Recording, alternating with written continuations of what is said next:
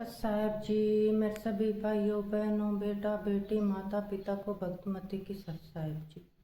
तो आज हम सुनेंगे संत रामपाल जी अमृतवाणी में अमृत सत्संग। जब भी हमारे पास टाइम हो हमने गुरु परमात्मा जी के सत्संग सुनते रहना। चलते फिरते उठते बैठते गुरु जी के सत्संग जरूर सुनने हैं। हमने अपने मंत्र जाप करते करते साथ में गुरु परमात्मा जी के सत्संग भी सुनने हैं। तब भी हमें इस धरती पर भी लाभ मिलेंगे और मोक्ष भी मिलेगा। तो सुनते हैं सभी भाई बहन बेटा बेटी माता पिता मिलजुल करके सत्संग संत रामपाल जी महाराज की सत साहेब जी।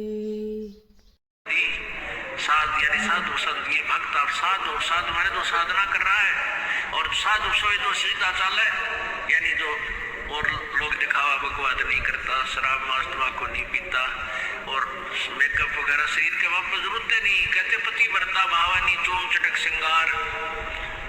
जो पति वर्ता यानी जिसने केवल अपने पति से ही लगा हुआ है, फिर उसका बकवाद करने की क्या आवश्यकता है। तो कहने का भाव ये है कि हम सच्चे ढंग से जब लगेंगे फिर हमने अब कोई इच्छा ना हो किसी वस्तु की। परमात्मा कहते इस काया का गर्व ना करियो के काला के गोरा रे, और बिना भजन इसका कुछ काम ना आवे चे ऐतर छड़को चारों गोरा रे।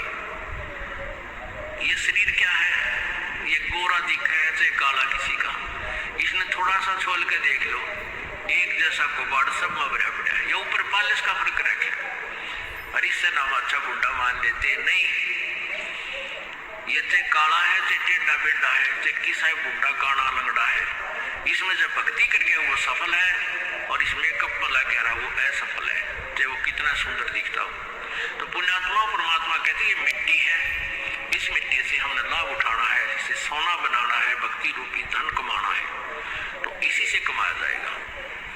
अब प्रसंग है कि झूठे सुख को सुख कहे ये मान रहा मन मोदे, ये सकल चबीना काल का कुछ मुख में कुछ गोदी। परमात्मा आप बताओ में आकर के बड़ी आत्माओं हमें जगा रही है। हमने काल के कुएं की भांग पी रखी है, यहाँ की मान बढ़ाई और इस माया की। कबीर परमात्मा कहते हैं कबीर ये माया अटपटी या त्रिगुणमयी माया ब्रह्मा विष्णु महेश के द्वारा जो हमारे अंदर प्रेरणा कर रखी है, त्रिगुणमयी माया के विषय बता रहे हैं। कबीर ये माया अटपटी सब घट आण अड़ी, किस किस को समझाऊं ये तो कुएं भांग पड़ी। अब किस किस ने समझावा, सब एक तरह की भांग पी के एक जैसे विचार एक जैसे बोल एक जैसा ज्ञान इन्होंने ग्रहण किया हुआ है और ये दास सच्चा ज्ञान सुनाता है, इसका विरोध करते हैं, इसको जल्दी समझ नहीं पाते क्योंकि इनको इस माया रूपी और अज्ञान रूपी भांग का नशा हो रहा है। तो परमात्मा कहते हैं कबीर ये माया अटपटी सब घट आण अड़ी, और किस किस न समझाऊं या तो कुएं भांग पड़ी, यानी सब ने एक जैसा ही ज्ञान ग्रहण करा, खैर सबके एक जैसे विचार है। अब झूठा सुख कौन सा है, इन कार कोठियों को हम अपना मानते, संतान संपत्ति को अपना मानते। इसका उदाहरण आपको दे दिया।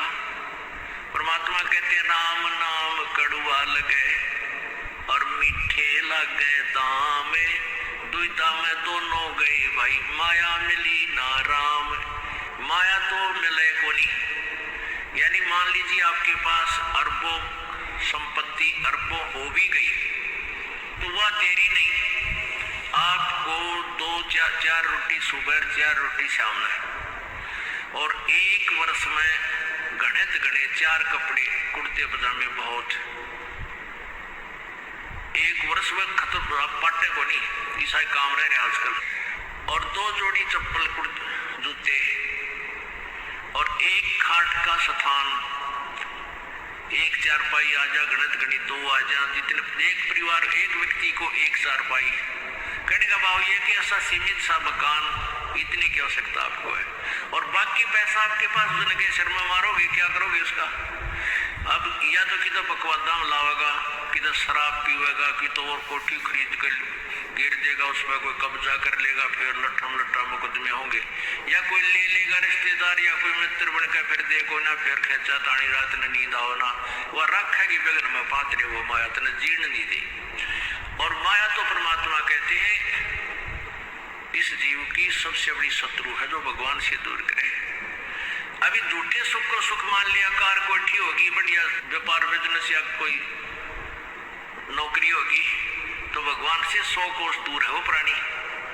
कोई एक आध पुण्यात्मा ऐसे प्रेरणा होकर आ जाता, वो तो फॉर एग्जाम्पल होते हैं। तो परमात्मा कहते हैं इसे सुख का आग लगे जो भगवान से दूर करे। परमात्मा कहते हैं वो दुख अच्छा हमारे लिए जो परमात्मा के चरणों में हमें लगाए रखे। कबीर साहब कहते हैं सुख के माथे पत्थर पड़ो जिससे नाम देते जावे, और बलिहारी वो दुख जो पल पल नाम रटावे। कि ये परमात्मा इसे सुख की हमने जरूरत नहीं होती, भगवान से दूर करे। पत्थर पड़ो इसे सुख के ऊपर, और बलिहारी उस दुख के जो पल पल नाम रटावे। जैसे भक्त नाम ले रखा किसी ने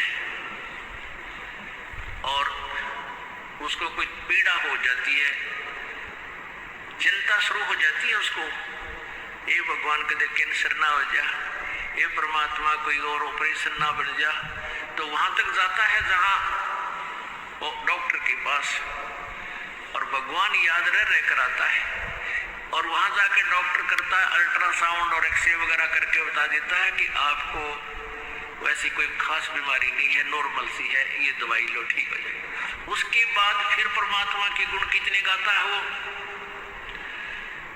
जो भक्ति से दूर है वह तो भूल भाल जाते हैं, उनको तो परमात्मा याद आता है, कोई ना डॉक्टर दिखे। और पुण्यात्मा जो भक्ति करते हैं उनको डॉक्टर नहीं भगवान पहले दिखाई देता है। पुण्यात्मा आपके प्रार्थ में, आपके संस्कार में मृत्यु है और कैंसर से है, और वो होगी, नाम ले रखा आपने, और डॉक्टर ने भी डिक्लेयर कर दिया कि कैंसर है भाई। पीछे आपको उदाहरण दिया था, एक लड़का रोहतक से, इकलौता पुत्र, और 10 साल के बाद पुत्र प्राप्ति हुई, और उस लड़के का कान में कैंसर बता दी, PGIMS रोहतक तक। डॉक्टरों ने फाइनल कर दिया और उसका पूरा डाटा अपने मोबाइल में नोट कर दिया कि इसका ऑपरेशन करवा ले और दिल्ली ले जा, हम नहीं कर सकते। वो रोता हुआ यहाँ आए। अब क्या है कि ये काल बड़ा उस्ताद है, थोड़ा सा सुख होते ही भगवान ने भूलन लग जाए। वो 5 महीना में आए हमारे पास रोहतक से, जबकि आए महीने आना चाहिए था। 5 महीने में पता करा भाई कितने दिन में आए, वो 5 महीने वाला गेला, हमें भी ज्यादा खिंचा तानी करे भाई इतना लेट क्यों हो गया, तो भगवान ने नहीं चाहिए तो फायदा क्या होगा। ये कुदरती है, जब इस महीने 2 महीने में आपके प्रेरणा नहीं उठी, लोर नहीं उठी आने की, तो फिर भक्ति कहाँ चल रही है आपकी। बंधन तोड़ कर आ जाओगे जिसके अंदर भक्ति चल रही है, चाहे कितनी दूर भी क्यों नहीं है इंसान। भारत में कोई दूर थोड़ा, कोई वीजा थोड़ा बनवाना दोबारा आने के लिए, और वो भी नहीं आ पाते हैं, फिर भक्ति नहीं चल रही उनकी। तो फिर रो दोनों, और लड़का भी रो और उसकी पत्नी भी रो, उसका बाप भी, दोनों। वो लड़का छोटा ही था, 12-13 साल का। कहने लगे जी कैंसर बता दी, हमारा इकलौता पुत्र है। बुरा हाल मेरी नहीं सुना, रो बेटा बात सुनो, आप दोबारा चेक कराओ और पूरी श्रद्धा रखना मालिक में। आप दोबारा ऑपरेशन कराने से पहले चेक जरूर करा लेना, ऑपरेशन नहीं मना करता मैं, और ऑपरेशन भी मालिक की दया से सफल होया करे इसी बूढ़ी बीमारी का।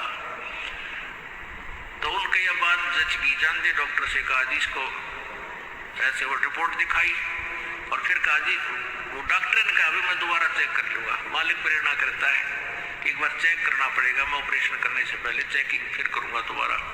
दोबारा चेक किया, उसने बताया इसके कोई कैंसर नहीं है, और कान की हड्डी बढ़े है, और 6 महीना में एक बार दिखा जाइए तो आप ठीक हो जाइए। अब पुण्यात्माओं, अब उस परिवार के को भगवान कितना प्यारा लगेगा, कितनी श्रद्धा बढ़ेगी, और आए महीने 2 चक्कर काटेंगे तो इंसान तो होंगे, शैतान होंगे, तो फिर आपत्ति आओगी उन पर। भगवान से दूर होते ही फिर ये विरानमटी होगी। तो कहने का भाव ये है कि सुख के माथा पत्थर पड़ो जो नाम देते जा, और बलिहारी उस दुख के जो पल पल नाम रटावे। संत शरण में आने से फिर आई टले बला, और जय मस्तक में सूड़ी होवा काटे में टल जा। ये मालिक की वाणी है, गलत नहीं हो सकती।